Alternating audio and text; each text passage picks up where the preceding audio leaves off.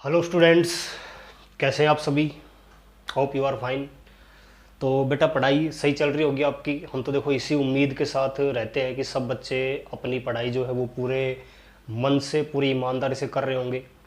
तो बेटा एक बात ध्यान रखना कि पढ़ाई के साथ कभी भी लापरवाही मत करना, क्योंकि विद्या ही एक ऐसी चीज़ है, शिक्षा ही एक ऐसी चीज़ है जो आपको सफलता के पायदान पर लेकर जाएगी। एक एग्जांपल देना चाहूँगा। प्रकृति जो होती है ना, प्रकृति नेचर, जब हम इसके साथ उल्टा चलते हैं, इसके नियमों के खिलाफ चलते हैं, तो ये प्रकृति हमसे बहुत कुछ छीन भी लेती है। ये आपको कभी भी देती नहीं है।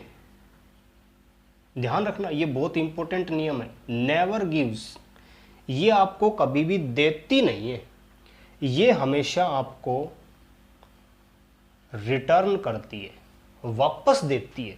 जो कि आप इसके साथ बिहेव करते हो वही आपको वापस लौटाती है। तो कभी मत ये सोचना कि जो प्रकृति है या जो भगवान है, कोई भी है, वो हमें कुछ देंगे, नहीं देंगे। आप जो बिहेव करते हैं ना अपने ज़िंदगी के साथ, उसका ही आपको रिटर्न मिलता है। उसके, वो कहते हैं ना, कर्मों का फल। हमें अपने कर्मों का फल मिलता है। हम जैसे कर्म करेंगे वैसा ही जो फल है, जब वैसा ही जो बेनिफिट है या लॉस है, वो हमारे पास लौट कर आएगा। अगर हम प्रकृति के साथ खिलवाड़ करेंगे तो हमारे साथ भी खिलवाड़ होगा, ये बात ध्यान रखना। तो अगर आप पढ़ाई को बहुत अच्छी लेके चलते हैं, बहुत बढ़िया, पूरे मन से पूरे ईमानदारी से पढ़ते हैं, तो आपको इसका जो प्रतिफल मिलेगा ना, जो रिटर्न मिलेगा, जो फल मिलेगा, वो बहुत ही शानदार मिलेगा, शानदार। लेकिन अगर आप यहाँ पर कहीं ना कहीं कोताही करते हैं तो ध्यान रखना, इसका जो रिजल्ट है ना वो भी आपको नेगेटिव ही मिलेगा।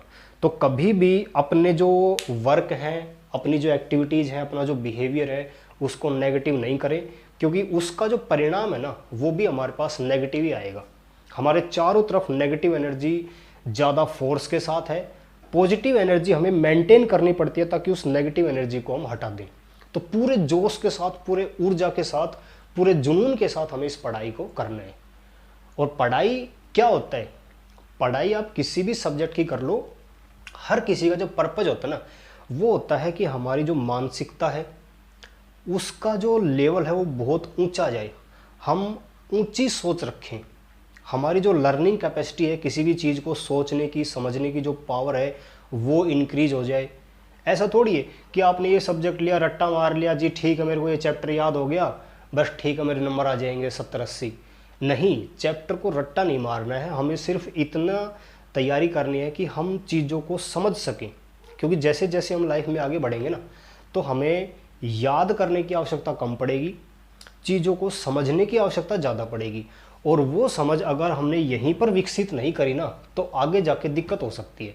तो हमें चीज़ों को एनालाइज करना सीखना है, वो किसी भी सब्जेक्ट से सीखा जा सकता है। ठीक है, तो आप पूरे मन से, पूरी ईमानदारी से अपने काम को करते रहें, आपको प्रतिफल, परिणाम भी आपको पॉजिटिव ही मिलेंगे। क्योंकि कहते हैं ना, अच्छा बनने के लिए प्रयास करना पड़ता है, अच्छा बनने के लिए डिसिप्लिन में रहना जरूरी है। लेकिन अगर आप डिसिप्लिन में नहीं रहते तो इनडिसिप्लिन बनाने के लिए आपको किसी स्कूल कॉलेज में एडमिशन लेने की आवश्यकता नहीं है। इनडिसिप्लिन ऑटोमेटिक हमारे व्यवहार में आ जाएगा। अच्छा बनने की ट्रेनिंग लोग देते हैं, बुरा बनने की ट्रेनिंग नहीं देता कोई भी। बुरा अपने आप बन जाता है। अच्छा काम करना बंद कर दो, अपने आप बुरे बन जाओगे।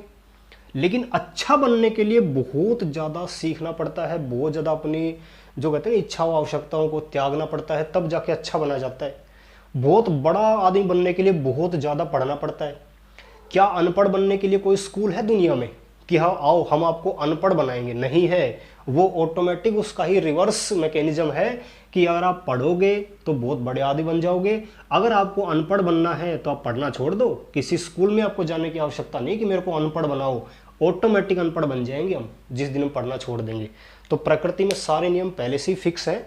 आप इनको अगर समझ कर चलेंगे तो लाइफ कहीं ना कहीं हमारी मज़ेदार होगी, नहीं तो हमें दिक्कत का सामना करना पड़ सकता है। आज नहीं तो कल ये बात हमारे सामने ज़रूर आएगी। तो देखिए बेटा, हम पार्टनरशिप बिजनेस पढ़ रहे थे, हमने इसके 7 पेजेस पढ़ दिए हैं, जिसमें हमने इसके फीचर्स पढ़े थे, पार्टनरशिप के टाइप्स पढ़े थे कि कितने प्रकार की हम पार्टनरशिप को फॉर्म कर सकते हैं। आज जो हमारा बेसिक पर्पज है, सॉरी 7 पेज नहीं, इसके हम 5 पेजेस पढ़ चुके हैं। 5 पेजेस टाइप्स ऑफ पार्टनरशिप तक हम पढ़ चुके हैं। आज पेज नंबर 5 का ही कुछ पार्ट है जिसे हम डिस्कस करेंगे, जिसका नाम है मेरिट्स ऑफ पार्टनरशिप बिजनेस। जो पार्टनरशिप बिजनेस है यानी मिलकर काम करना, कुछ लोगों को साथ लेकर काम करना, क्या हमें बेनिफिट देगा, क्या फायदे हैं इस बिजनेस के, तो हम देखते हैं एक-एक करके। सबसे पहले है इजी फॉर्मेशन।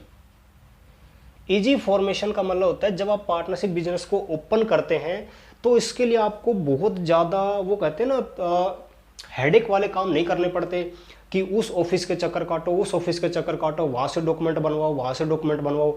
कानूनी कार्रवाई इसमें बहुत ही कम है।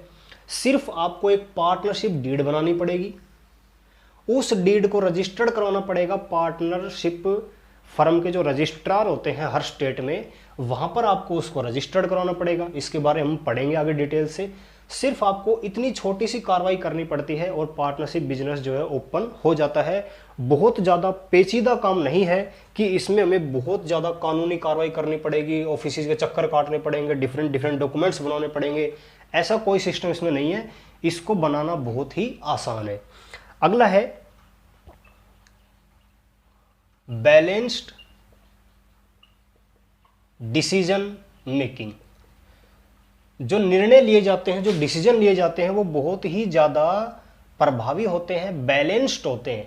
मतलब ऐसा नहीं होता कि आपने बिना सोचे समझे कोई डिसीजन ले लिया, आपकी फर्म ने बहुत ज़्यादा लॉस बियर कर लिया। क्योंकि यहाँ पर लोग जो होते हैं वो ज़्यादा होते हैं, ज़्यादा लोग होते हैं, और हम जानते हैं कि हर इंसान का जो माइंड है वो अलग अलग काम करता है। तो अगर ये तीनों व्यक्ति किसी चीज़ पर डिसीजन लेंगे तो ये अपना दिमाग चलाएगा, सोचेगा, ये अपना दिमाग चलाएगा, ये अपना दिमाग चलाएगा। तो जब 3 दिमाग आपस में किसी चीज़ पर विचार करेंगे तो एक बहुत ही बेटर डिसीजन के ऊपर ये पहुँचेंगे। क्योंकि हो सकता है कि इसने जो सोचा है उसमें थोड़ी सी कमी है, वो कमी इसने बता दी, यार तू बात तो ठीक कह रहा है लेकिन इसमें यहाँ पर थोड़ी सी हमें दिक्कत हो सकती है। फिर कहेगा हाँ यार तूने जो पॉइंट है ये बहुत बढ़िया बता दे, मैंने तो ये सोचा ही नहीं। इसने कुछ सोचा, लेकिन इसने सोचा वो तो इसको अच्छा लगा कि मैंने जो सोचा है वो बहुत अच्छा है, लेकिन इसने टोक दिया कि यार तू जो सोच रहा है वो तेरे पॉइंट ऑफ व्यू से ठीक है, लेकिन एक बार मार्केट को सर्वे करके देख, एक बार सोच इसको कि ये पॉइंट हमें वहाँ पर नुकसान पहुँचा सकता है। फिर ये कहेगा हाँ यार तू ये बात सही कह रहा है, ये तो मेरे दिमाग में नहीं आया। तो सोचो जब 3-4 व्यक्ति आपस में डिस्कस करेंगे तो बहुत अच्छा डिसीजन वो लेकर आएंगे। तो इसका दूसरा ये फ़ायदा है कि अकेला व्यक्ति जो होता है वो तो डिसीजन लेगा, अपने आप ही लेगा। तो हो सकता है कि उसने डिसीजन लेते टाइम कुछ बातों पर विचार ना करा हो, लेकिन जब इतने लोग डिसीजन लेंगे तो वो डिसीजन बहुत ही बेटर डिसीजन होगा। तो दूसरा इसका बेनिफिट है कि जो डिसीजन होगा ना वो 1 नंबर का होगा। किसी भी पॉइंट पर पहुंचने के लिए इन सभी ने खूब मेहनत करी होगी, तो कोई भी डिसीजन इनका गलत नहीं होगा, सही तरीके से अपने बिजनेस को चला पाएंगे। फिर हम चलते हैं, हम देखो पेज नंबर 5 पर हैं। पेज नंबर 5 पर मेरिट्स ऑफ पार्टनरशिप आपको दिखेगा। Page number 5 merits of partnership, हमने 2 इसके पॉइंट पढ़ लिए हैं। पेज नंबर 6 पे आते हैं। फिर है मोर फंड्स। मोर फंड्स, फंड्स का मतलब होता है मनी। जब ज़्यादा लोग मिलकर काम करेंगे तो पैसे की जो स्टोरेज है यानी पैसा जो आएगा वो बहुत ज़्यादा आएगा। एक तो एक व्यक्ति पैसा लगाए और कई व्यक्ति मिलकर पैसा लगा दें, तो जब कई व्यक्ति मिलकर पैसा लगाएंगे तो पैसा ज़्यादा इकट्ठा होगा, और ज़्यादा पैसा इकट्ठा होगा तो हमारा बिजनेस एक बड़े लेवल पर जा सकता है। लेकिन अकेला व्यक्ति जब काम करता है तो बहुत ही कम पैसों के साथ काम करता है और वो अपने बिजनेस को बड़े लेवल पे नहीं ले जा सकता क्योंकि इसके पास फंड्स का अभाव होता है। लेकिन ज़्यादा व्यक्ति होते हैं तो ज़्यादा पैसे होते हैं और हम अपने बिजनेस को एक बड़े लेवल पे ले जा सकते हैं, बड़े बड़े प्रोजेक्ट बना सकते हैं, अपनी कई ब्रांचेज खोल सकते हैं। तो इससे क्या होगा, हमारे पास पैसे ज़्यादा आएंगे, एक ये फ़ायदा है। अगला है रिस्क शेयरिंग। रिस्क शेयरिंग, अकेला व्यक्ति है, सोल प्रोप्राइटर है, तो सारा बर्डन इसको फेस करना पड़ेगा। अगर बिजनेस में लॉस हो जाता है तो सारा का सारा दबाव इसके ऊपर आएगा, बेचारा मर जाएगा।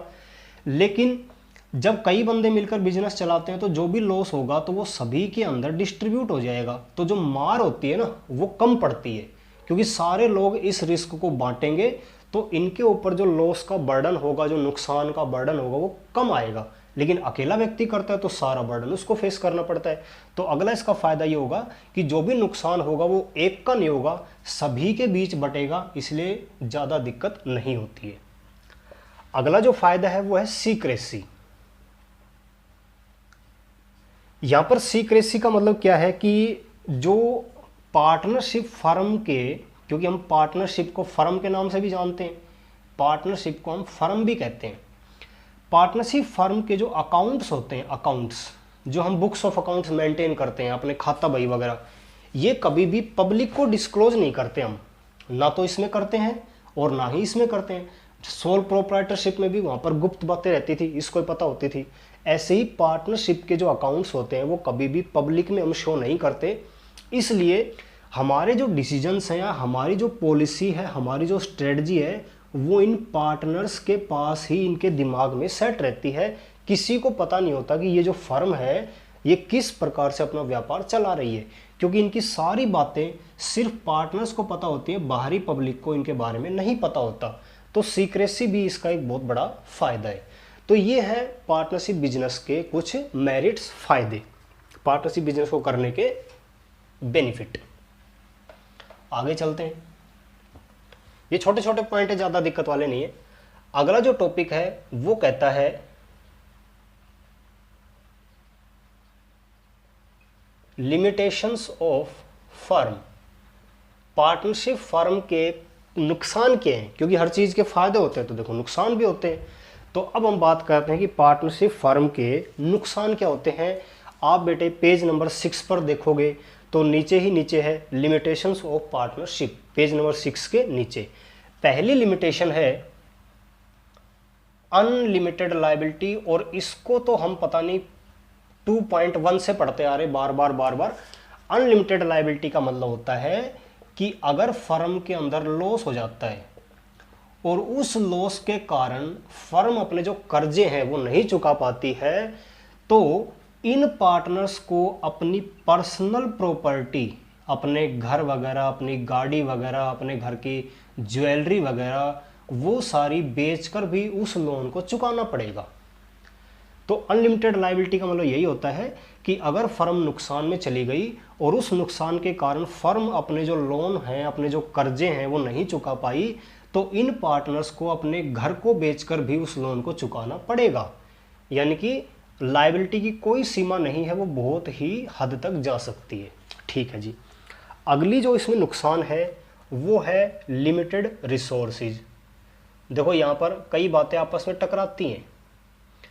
अभी हमने मेरिट्स में क्या पढ़ा था, मोर फंड्स, ज़्यादा व्यक्ति होंगे तो ज़्यादा पैसा ले आएंगे, लेकिन वहीं पर इस चीज़ को अपोजिट लिख दिया लिमिटेड रिसोर्सेज कि भैया जो बंदे होते हैं वो कम होते हैं तो पैसा कम लगा पाते हैं।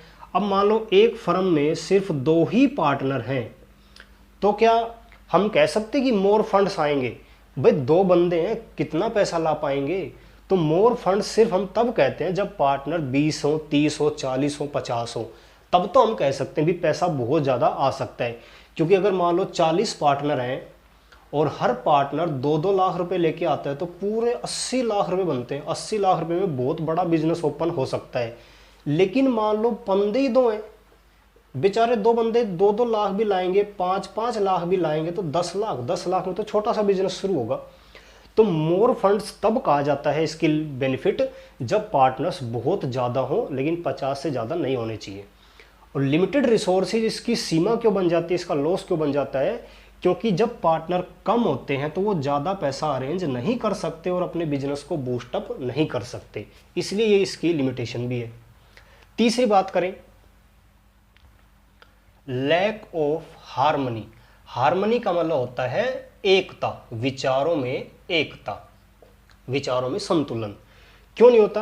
क्योंकि पार्टनरशिप में क्या होता है कि कई बंदे होते हैं, ये मैं कई बार फोटो बना दी मैंने, कई बंदे बना दे, देखो कितने आदमी हो गए। 3 इंसान है। अब इंसान की प्रवृत्ति ऐसी होती है कि कई इंसान थोड़े से एटीट्यूड वाले होते हैं, बातों को छुपाते हैं, जो कहते हैं ना कपटी नेचर के होते हैं, कपटी। हो सकता कि इनमें से एक पार्टनर ऐसा हो जो कि बहुत ही चालाक हो, बहुत ही कपटी हो। ये बंदा क्या करता है कि इन दोनों को कोई भी बातें शेयर नहीं करता है, अपने ही आप में बातें रखता है। इसके मन में क्या चल रहा है कि मैं इस बिजनेस को हथियाना चाहता हूँ, किसी भी प्रकार मैं इनको अपने बिजनेस से निकालना चाहता हूँ, मैं अपने नाम ये फर्म करवाना चाहता हूँ। ये क्या करता है, अपने कंपटीटर्स से जाके हाथ मिला लेता है और कहता है कि हम दोनों आपस में मिल जाते हैं, मैं तुम्हें अपने बिजनेस की बातें शेयर करूँगा ताकि इन दोनों को किसी भी तरह से हम निकाल दें और हम दोनों पार्टनर बन जाएं। तो क्या होता है कि जब ज़्यादा इंसान होते हैं तो उनके ओपिनियन के अंदर डिफरेंस आते हैं, कोई कुछ सोचता है, कोई कुछ सोचता है, तो कई बार उनमें आपस में जो विचार होते हैं वो मेल नहीं खाते हैं। तो ये भी इसकी एक सबसे बड़ी बाधा होती है, क्योंकि एक भी पार्टनर कपटी नेचर का आ गया ना, धोखेबाज आ गया, पूरी फर्म को नाश कर देता है वो। ठीक है, तो ये भी एक इसकी क्या है, लिमिटेशन है।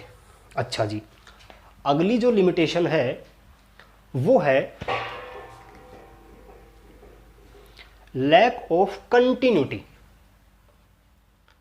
लैक ऑफ कंटिन्यूटी, निरंतरता का अभाव, निरंतरता का। मान लेते हैं पार्टनर हैं सिर्फ दो, भाई पार्टनरशिप बिजनेस बोल दिया, अब क्या जरूरी है कि हर पार्टनरशिप बिजनेस के अंदर 50-60 या 50-40-30 पार्टनर हो सकता है कि क्योंकि दो बंदे इकट्ठे होते ही हम उसको पार्टनरशिप कहने लग जाते हैं। अब हमें थोड़ी पता है कि उसके अंदर 10 बंदे हैं, 20 बंदे हैं कि दो हैं। हो सकता है कि कोई फर्म सिर्फ दो बंदों से चल रही है, दो पर्सन ने मिलकर फर्म खोली है, एक की हो जाती है डेथ। क्या अकेला व्यक्ति पार्टनरशिप चला सकता है? नहीं चला सकता, क्योंकि अकेला व्यक्ति पार्टनरशिप चलाएगा तो उसको इलीगल घोषित कर दिया जाएगा। ये हमने पढ़ा था भी लास्ट टाइम कि अगर पार्टनर्स की संख्या 1 से 2 से कम हो जाए और 50 से ज़्यादा हो जाए तो उसी दिन उसको इलीगल घोषित कर दिया जाएगा। तो ये होती है कि अगर मान लो दो पार्टनर है और एक मर गया तो फर्म बंद हो सकती है। इसलिए हम नहीं कह सकते कि हमने आज जो बिजनेस खोला है वो कंटिन्यू कई साल तक चलेगा, क्योंकि एक भी पार्टनर बीच में चला गया, छोड़ के मर गया तो उसी दिन फर्म बंद हो जाएगी। तो निरंतरता का अभाव भी इसके अंदर बना रहता है। लास्ट है lack of public faith. Public का विश्वास पार्टनरशिप फर्म में कम होता है, क्योंकि हम पब्लिक को कभी भी पार्टनरशिप, मान लो हमारी फर्म है, हमने कभी पब्लिक को अपने अकाउंट्स दिखाए नहीं, हम अपने पब्लिक को कभी कहा ही नहीं कि देखो हम इतना कमा रहे हैं, ये हमारे एसेट्स हैं, ये हमारे डेटर्स हैं, ये क्रेडिटर्स हैं, इतना हमारे पर लोन है, इतनी हमारी कैपिटल है। ये डाटा हम कभी भी पब्लिक में डिस्क्लोज नहीं करते हैं। और पब्लिक को जब हमारे इन डाटा का पता नहीं होगा तो वो हम पे भरोसा कम करते हैं। पब्लिक ये सोचती है कि यार ये तो पार्टनरशिप फर्म है, कल को इसके पार्टनर भाग गए तो छोड़ के, कहीं हमें झूठा तो नहीं बता रहे कि हमारी फर्म बहुत बेनिफिट कमा रही है, कभी झूठा हमारे साथ धोखा कर रहे हो। तो कई ऐसे फैक्टर होते हैं जिनकी वजह से पब्लिक जो होती है पार्टनरशिप फर्म पे भरोसा कम करती है। तो ये भी इसका एक नुकसान होता है। तो बेटा ये थे हमारे पार्टनरशिप फर्म के कुछ नुकसान, कुछ लिमिटेशंस। तो आज हमने क्या डिस्कस किया, मेरिट्स और लिमिटेशंस। आज का लास्ट टॉपिक हम डिस्कस करेंगे और उस टॉपिक का नाम है, बहुत ही इंपॉर्टेंट है, टाइप्स ऑफ पार्टनर्स। जैसे हमने पार्टनरशिप फर्म के टाइप पढ़े थे कि हम पार्टनरशिप फर्म को डिफरेंट डिफरेंट तरीके से बना सकते हैं, लिमिटेड, जर्नल, लीगल, इलीगल, ठीक है। तो इसी प्रकार हम पार्टनर्स के भी प्रकार होते हैं। कई पार्टनर ऐसे होते हैं जो कि दिन रात फर्म में काम करते हैं, अपना पूरा टाइम देते हैं बिजनेस को, पैसा लगाते हैं, लायबिलिटी भी बियर करते हैं। कुछ पार्टनर ऐसे भी होंगे जो फर्म के बिजनेस में कोई काम दाम नहीं करते हैं, सिर्फ पैसा लगा देते हैं और अपने आराम से घर पे ऐश करते हैं। कुछ पार्टनर ऐसे होते हैं जो सिर्फ अपना नाम दे देते हैं कि भी मेरा नाम दे दो तुम, क्योंकि वो व्यक्ति मार्केट में फेमस होता है तो उसका नाम चलता है, करता धरता कुछ नहीं है। इसलिए हम पार्टनर्स को दो कैटेगरी के अंदर डिवाइड कर देते हैं।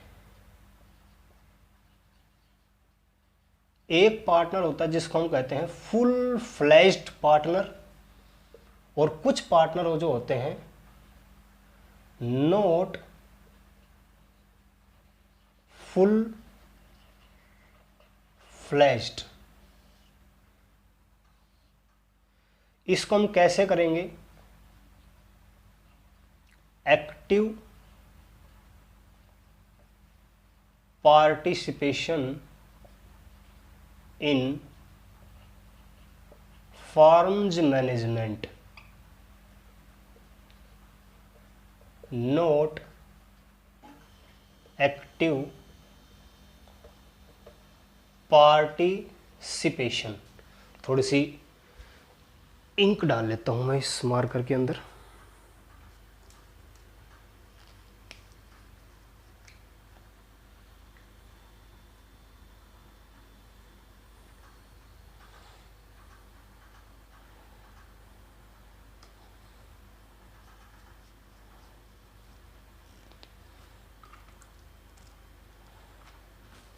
देखिए बेटा, पार्टनर्स को हमने दो कैटेगरी में डिवाइड कर दिया। कुछ होते हैं फुल फ्लैश्ड पार्टनर, जो कि पूरी फर्म के मैनेजमेंट में हर प्रकार की एक्टिविटी में फुल्ली पार्टिसिपेट करते हैं, हर प्रकार के डिसीजन मेकिंग में सामने रहते हैं, ऑफिस में जाते हैं रोज़, वहाँ की कार्यविधि जो भी होती है उसमें पार्टिसिपेट करते हैं, फर्म में पैसा लगाते हैं। यानी कि एक्टिव पार्टिसिपेशन से इनको पहचाना जाएगा। जो फर्म के मैनेजमेंट में, फर्म की एक्टिविटी में, बिजनेस की एक्टिविटीज़ में अपनी भागीदारी निभाते हैं, उन्हें बोलेंगे फुल फ्लैश्ड। और जो ऐसी भागीदारी नहीं निभाते, ऑफिस में नहीं जाते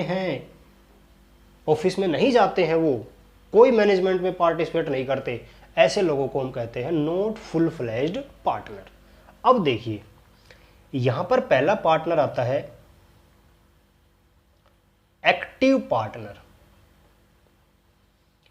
अब देखो, मैंने जो नोट्स बनाए हैं उसमें आपको मैंने कुछ पॉइंट्स दिए हैं कि हर पार्टनर के ये पॉइंट्स हैं, ये पॉइंट्स अगर मैच खाएंगे उसके काम से तो हम उसे उसी नाम से पुकारेंगे। जैसे मैंने कहा एक्टिव पार्टनर, नाम से ही पता चल रहा है एक्टिव, हर चीज में एक्टिव, हर चीज में बढ़ चढ़कर भाग लेना, तो ऐसे पार्टनर को हम कहते हैं एक्टिव पार्टनर। ये पार्टनर फर्म के अंदर कैपिटल भी लगाता है, फर्म के मैनेजमेंट में हर काम में पार्टिसिपेट भी करता है, लायबिलिटी जो होती है वो अनलिमिटेड होती है, जब भी कोई लॉस हो जाएगा ये अपने घर से पैसा ला कर देगा, ठीक है। हर प्रकार के प्रॉफिट में या हर प्रकार के लॉस में ये अपना हिस्सा लेगा, ठीक है। अब देखो, हमने कहा ये पार्टनर पैसा लगाएगा, हर प्रकार के मैनेजमेंट एक्टिविटी में पार्टिसिपेट करेगा, कोई भी लॉस होगा तो लायबिलिटी अनलिमिटेड होगी, अपने घर से भी पैसे लेके आने पड़े तो लेके आएगा, हर प्रकार के प्रॉफिट में, हर प्रकार के लॉस में भागीदार होगा, प्रॉफिट होगा तो भी अपनी जेब में रखेगा, लॉस होगा तो भी अपनी जेब से भरपाई करेगा। तो ऐसे पार्टनर को हम कहते हैं एक्टिव पार्टनर, जिसमें चारों गुण होते हैं, उस पार्टनर को हम कहेंगे एक्टिव पार्टनर। इन पार्टनर के दूसरे नाम होते हैं, इनको हम जनरल पार्टनर भी कहते हैं या ऑर्डिनरी पार्टनर भी कहते हैं। एग्जाम में कई बार कंफ्यूज करता है, इनमें से एक आधा दे देगा, कहेगा भी बताइए ये कौन सा पार्टनर है, या फिर इनके नाम चेंज करके दे देता है। तो आपको सारे नाम पता होने चाहिए। एक्टिव पार्टनर को जनरल पार्टनर भी कहते हैं, ऑर्डिनरी पार्टनर भी कहते हैं, और ये सारे काम करता है। इस तरह से आपको याद करना है, ठीक है। ये एक्टिव पार्टनर हो गया। बात करते हैं अगला, स्लीपिंग पार्टनर। नाम से ही पता है, स्लीपिंग, सो रहा है घर पे आराम से, कोई चिंता नहीं है फर्म में क्या हो रहा है, लॉस हो रहा है, प्रॉफिट हो रहा है, मस्ती कर रहा है आराम से, सो रहा है बिस्तर में। स्लीपिंग पार्टनर, इसमें देखो कौन कौन से गुण होंगे। सबसे पहले भैया कैपिटल तो ये भी लगाएगा, लेकिन ये पैसे लगा के भूल जाता है, कहता है ये लो पैसे 2 लाख रुपए 5 लाख रुपए मेरे हिस्से के जितने बनते हैं ले लो, मेरे को तंग मत करो, मैं आराम से रेस्ट करना चाहता हूं। तो ये बंदा कैपिटल लगाएगा। लायबिलिटी कहेगा कोई दिक्कत नहीं है, कोई भी लॉस हो जाता है मेरे पास आ जाना, मेरे पास बहुत पैसा है, पैसे लेकर चला जाना, मेरे हिस्से में लॉस आता है तो मैं लॉस के पैसे भी दूंगा, बड़ा दिलदार आदमी है, ठीक है। हर प्रकार के प्रॉफिट या लॉस में भी पार्टिसिपेट करेगा, लॉस होता है तो भी नहीं डरता है, प्रॉफिट होता है तो अपनी पॉकेट में रख लेता है। ये तीनों गुण इसके अंदर विद्यमान होंगे, लेकिन मैनेजमेंट पार्टिसिपेशन, यहां आके ये बंदा आलसी बन जाता है, ये किसी भी प्रकार के बिजनेस एक्टिविटीज में पार्टिसिपेट नहीं करता। क्योंकि जब ये बंदा ऑफिस ही नहीं आएगा, बिजनेस ऑफिस में ही नहीं आएगा, तो क्या ये पार्टिसिपेट कर पाएगा? नहीं, इसको पता ही नहीं है फर्म में क्या हो रहा है क्या नहीं। क्यों? क्योंकि ये तो पैसा लगा के भूल गया, सो रहा है आराम से घर पे। पैसा लगाएगा, लायबिलिटी अनलिमिटेड रहेगी, प्रॉफिट लॉस में शेयर करेगा, लेकिन मैनेजमेंट के किसी भी काम में पार्टिसिपेट नहीं करेगा। जो पार्टनर हैं वो जब भी कोई डिसीजन लेंगे, ये मान लो ये पार्टनर स्लीपिंग पार्टनर है, तो जब भी फर्म में कोई काम करना पड़ेगा तो ये बंदा और ये बंदा ये आपस में डिस्कस करेंगे, इसको टच नहीं करेंगे, क्योंकि ये तो पहले से ही सो रखा है। इसने पहले ही कह दिया था मेरे से कोई भी चीज़ डिस्कस मत करना, आपको जो अच्छा लगे वो कर लेना, मेरे को सिर्फ ये बता देना कि मेरे हिस्से में प्रॉफिट आता है कि लॉस आता है, मेरे को करना क्या है, तुम पैसे की बात करना मेरे से सिर्फ। तो ऐसा पार्टनर जो मैनेजमेंट एक्टिविटीज़ में किसी भी प्रकार की पार्टिसिपेशन नहीं करता, उसे हम कहते हैं स्लीपिंग पार्टनर। अब देखो इसके कौन कौन से नाम हैं। इसको हम डोरमेंट पार्टनर भी कहते हैं, डोरमेंट या इनएक्टिव। बिल्कुल एक्टिव का अपोजिट हो गया इनएक्टिव। स्लीपिंग कह दो, डोरमेंट कह दो या इनएक्टिव कह दो, इन तीन नामों से ये जाना जाता है। दो पार्टनर हो गए हमारे, बिल्कुल जी। चलते हैं आगे, डिफरेंस पता चल गया होगा आपको। अच्छा जी, देखिए तीसरा, ये होता है टाइगर जिंदा है। ये है टाइगर जिंदा है, मतलब जिंदा है, हर काम में पार्टिसिपेट करता है, लेकिन किसी को नहीं पता है कि ये पार्टनर भी है। सलमान खान था, हर काम में पार्टिसिपेट करता था, लेकिन पूरी पब्लिक को, जनता को, किसी को नहीं पता था कि ये रो का एजेंट है। रो हमारे इंडिया की सबसे बड़ी खुफिया एजेंसी का नाम होता है, पता होगा सभी को, RAW। ठीक है, ये हमारी इंडिया की सबसे बड़ी खुफिया एजेंसी है। इसके अंदर जो काम करते हैं वो बहुत ही टैलेंटेड, बहुत ही खतरनाक लोग होते हैं। उनको हर प्रकार के तो हथियार चलाने आते हैं, हर प्रकार की टेक्निक्स वाकिफ होते हैं, बड़े बड़े इंजीनियर्स को फेल करते हैं ये, हर प्रकार के व्हीकल्स इनको चलाने आते हैं, माइंड कंप्यूटर से भी तेज चलता है। ऐसे बंदों को यहाँ पर भर्ती किया जाता है। तो अगर आप भी इसमें जाना चाहते हैं, अपने कैरियर को बनाना चाहते हैं, तो अभी से इसके बारे में इंफॉर्मेशन लेना स्टार्ट कर दें। बहुत ही बढ़िया जॉब है, आपको पूरे विश्व के अंदर कहीं पर भी अपॉइंट करके भेजा जा सकता है। आपको सऊदी अरब भेजा जा सकता है, वहाँ जाके आपको काम करना पड़ेगा। आप वहाँ 10 साल बिता देते हैं, 20 साल बिता देते हैं, कोई वो नहीं, आपको वहाँ सिर्फ एज ए नॉर्मल इंसान बन के रहना है। आपको वहाँ पर एक चाय वाला भी बना के भेजा जा सकता है, एक इस्त्री करने वाला भेजा जा सकता है, कूड़ा उठाने वाला भेजा जा सकता है। ये क्या होते हैं? ये एजेंट होते हैं। इनको जनता से बच के रहना पड़ता है। ये नॉर्मल जनता की तरह रहते हैं, लेकिन जनता ये नहीं पता कर पाती कि ये हमारे साथ रो का एजेंट है। आपकी क्लासरूम में कोई ऐसा बच्चा बैठा रह सकता है जो कि रो का एजेंट है, लेकिन आपको पता ही नहीं है, क्योंकि नॉर्मल आपकी तरफ पढ़ाई कर रहे हैं। तो ये क्या होते हैं? ये ऐसे सीक्रेट पर्सन होते हैं जिनके बारे में जनता को पता नहीं होता है। तो इतनी बड़ी कहानी हमने क्यों पढ़ी? इसको बताने के लिए। ऐसे पार्टनर, जो पार्टनर तो होते हैं, लेकिन नॉर्मल पब्लिक को कभी भी ये पता नहीं चलता कि ये भी पार्टनर है इस फर्म का। बस ये डिफरेंस इसका होता है। देखिए, क्या ये बंदा कैपिटल लगाएगा? बिल्कुल लगाएगा, पार्टनर है तो कैपिटल लगानी पड़ेगी। क्या इसके पास अनलिमिटेड लायबिलिटी होगी? बिल्कुल होगी सर। क्या ये प्रॉफिट एंड लॉस में हिस्सेदार होगा? बिल्कुल होगा सर। क्या ये मैनेजमेंट में पार्टिसिपेट करेगा? बिल्कुल करेगा सर, सब कुछ करेगा, लेकिन पता किसी को नहीं होगा कि ये पार्टनर है। बिल्कुल एक्टिव पार्टनर की तरह ही है ये, लेकिन ये हमेशा सीक्रेट रहता है। एक्टिव पार्टनर के सारे गुण इसमें पाए जाते हैं, लेकिन सिर्फ डिफरेंस क्या होता है कि एक्टिव पार्टनर का सबको पता होता है, पूरे कस्टमर्स को, सप्लायर्स को, कंपटीटर्स को, कि ये पार्टनर है। लेकिन इसके बारे में किसी को नहीं पता होता कि ये पार्टनर भी है। इसको छुपा के रखा जाता है क्योंकि इसके अंदर टैलेंट ज़्यादा होता है। ये मार्केट में जाता रहता है, कभी ग्राहक बन के चला गया, कभी सप्लायर बन के चला गया, ठीक है, लोगों से इन्फॉर्मेशन प्राप्त करने के लिए और उन इन्फॉर्मेशन को अपने बिजनेस में यूज करने के लिए। इस तरह से ये पार्टनर होता है। अच्छा जी, ठीक है, तो हमने ये फुल फ्लेज्ड पार्टनर के 3 पार्टनर पढ़ लिए हैं, एक्टिव, स्लीपिंग और सीक्रेट। अब हम चलते हैं नॉट फुल फ्लेज्ड, ऐसे पार्टनर जो पार्टनर नहीं होते हैं, कोई पार्टिसिपेट से मतलब नहीं है इनको, फिर भी पार्टनर बने रहते हैं। क्यों बने रहते हैं? क्योंकि इनका कोई इमोशनल या पर्सनल अटैचमेंट होता है उस फर्म के साथ, इसलिए ये उस फर्म के साथ जुड़े होते हैं।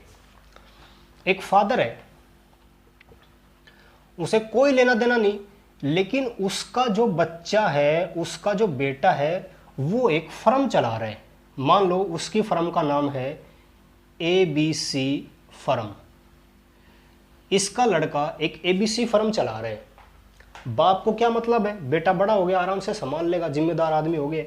लेकिन इसका पिताजी अब भी इसकी फर्म में रोज जाता है, शाम तक बैठता है, अपने बेटे की हेल्प करता है, क्योंकि बेटा है, देखो मोह तो रहेगा कि भी बेटा है, इसकी चलो हेल्प कर देते हैं, कहीं बेटा बाहर चला गया तो पीछे से मैं संभाल लूँगा। या हो सकता है कि बेटा किसी डिसीजन के ऊपर कंफ्यूज हो जाए, निर्णय ना ले पाए, तो मेरे को ज़्यादा तजुर्बा है, मैं इसकी सहायता कर दूंगा।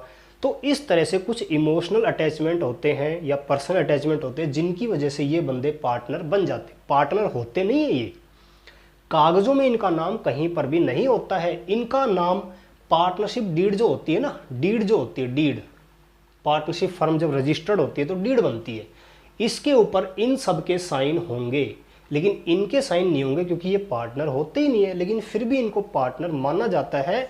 क्यों? क्योंकि ये पार्टनर फर्म में कहीं ना कहीं हेल्प करते हैं, इसलिए इनको हमने कह दिया नॉट फुल्ली फ्लेज्ड पार्टनर। जैसे पहला आता है नॉमिनल, ध्यान से सुनना इनको, नॉमिनल भी कहते हैं इसको, आउस्टेंसिबल, आउस्टेंसिबल पार्टनर भी कहते हैं इनको, नॉमिनल या आउस्टेंसिबल पार्टनर। CACPT जब चलता था पहले तो उसमें एक क्वेश्चन आया था कि आउस्टेंसिबल पार्टनर इज दैट पार्टनर, और नीचे थे 4 ऑप्शन। अब बच्चे जो नॉमिनल पढ़ के गए थे, ये वर्ड नहीं पढ़ा तो कंफ्यूज हो गए कि यार ये आउस्टेंसिबल पार्टनर क्या होता है। तो आपको किसी भी नाम के कई नाम पता होने चाहिए जो जो उसको अलॉट है। अच्छा, अब नॉमिनल पार्टनर देखो कितना बड़ा हमने इसका पार्ट लिखा है। सबसे पहले तो कैपिटल नहीं लगाएगा, प्रॉफिट एंड लॉस शेयर नहीं करेगा, क्योंकि पिताजी बेटे के बिजनेस में जा रहा था तो ये थोड़ी कहेगा मैं जा रहा था भी मेरे को प्रॉफिट का हिस्सा दे, नहीं, वो तो भाई बच्चा है, उसकी सहायता करने के लिए रोज जाते थे, ठीक है ना। अच्छा, अगला है, क्या ये मैनेजमेंट एक्टिविटी में पार्टिसिपेशन करेंगे? बिल्कुल नहीं करेंगे सर, हेल्प करेंगे, एक्टिव पार्टिसिपेशन नहीं करेंगे। क्या ये लाइबल होंगे? लाइबल होंगे।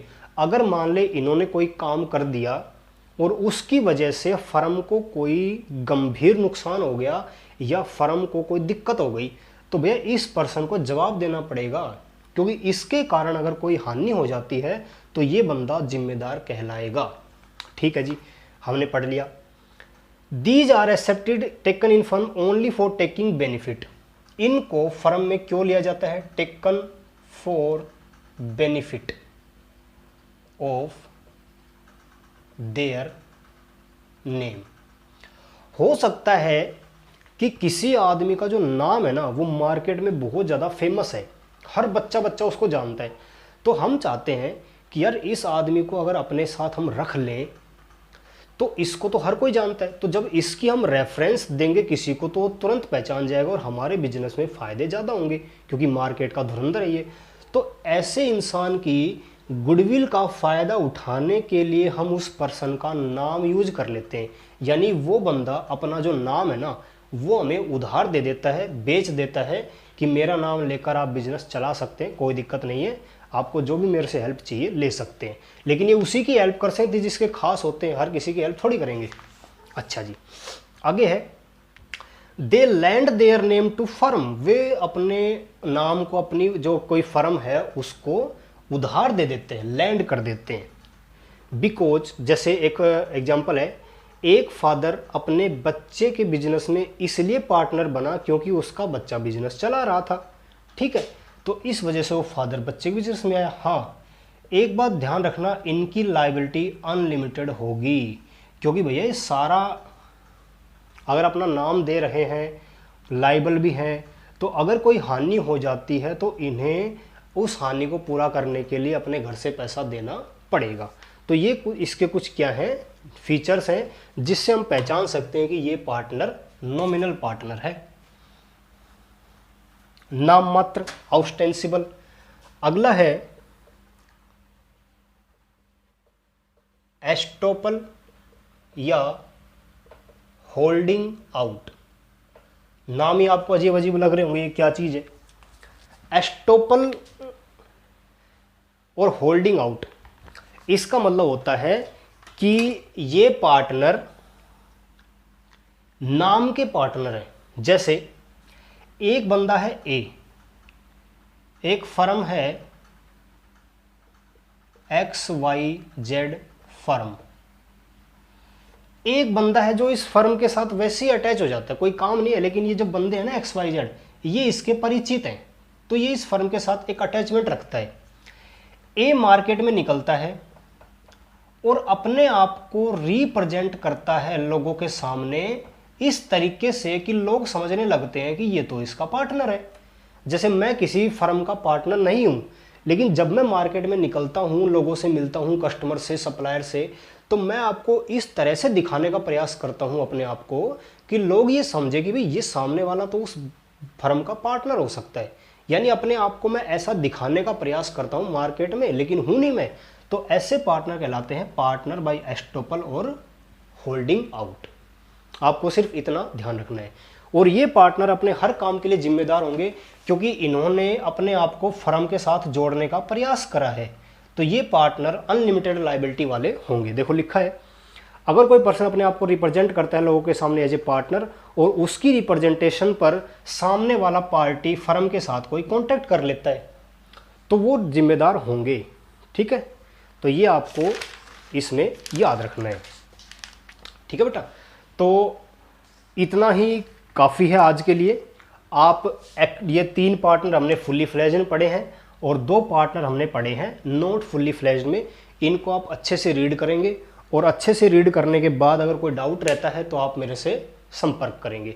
और अपने जो प्रॉपर नोट्स हैं मैं आपको भेजता रहता हूँ, इन्हें अपनी नोटबुक में बेटा ज़रूर नोट करें। इसको रिक्वेस्ट मान लो या एक एडवाइस मान लो, आपके ही काम आने हैं, क्योंकि स्कूल आज नहीं तो कल खुलेंगे, ये श्योर है। और खुलेंगे तो आपको पढ़ना पड़ेगा और पढ़ने के लिए आपके पास कोई मटेरियल होना चाहिए। मैंने बुक्स से नोट्स ये बनाए हैं ताकि आपको जो बहुत लंबी चौड़ी बुक है ना, उसमें ज़्यादा टाइम आपको ना खपाना पड़े। मैंने वहाँ से जो मेन पॉइंट्स थे जो कि हम याद करें तो हमारी पूरी बुक कवर हो सकती है, इस तरह से मैंने मैटर्स बनाए हैं। तो आप इन नोट्स को थोड़ा सा इम्पोर्टेंस दें, ठीक है बेटा। तो आज के लिए इतना ही, थैंक यू।